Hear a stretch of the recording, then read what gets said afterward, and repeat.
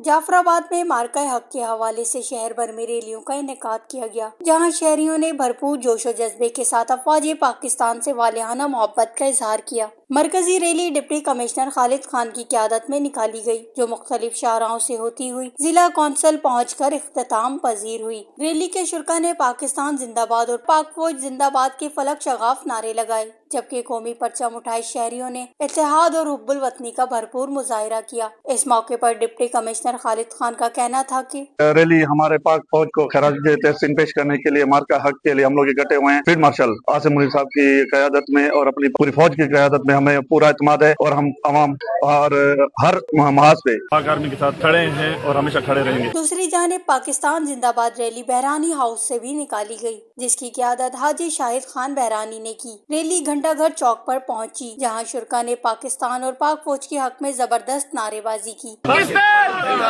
Media से गुफ्तगू करते हुए शाहिद बहरानी ने कहा कि हमारे गए हक जो कि एक साल पहले पाकिस्तानी फौज ने इंडियन हमारे दुश्मन फौज को शिकस्त दी थी। हमारे एयरफोर्स ने उनके बहुत सारे तैयारे गिराए थे। आज हमारे लिए खुशी का दिन है कि वो दिन हम मना रहे हैं और पूरे पाकिस्तान में हमारे गए हक या बुनियान अल मरसूद जिसे कहते हैं वो मनाया जा रहा है। रैली हमने निकाली है और ये दिन जो है ना हम बड़ी खुशी और फख्र के साथ मना रहे हैं, क्योंकि पाकिस्तानी फौज ने इंडियन के जितने भी एयरफोर्स को शिकस्त दी थी और उसके मुताबिक तैयारे गिराए थे। जाफराबाद में मुनक्किद होने वाली इन रैलियों ने एक बार फिर ये पैगाम दिया कि पाकिस्तानी कौम अपनी अफवाज के साथ मुत्तहिद है और मुल्की सलामती के लिए हर कुर्बानी देने को तैयार है। वश न्यूज़, जाफराबाद।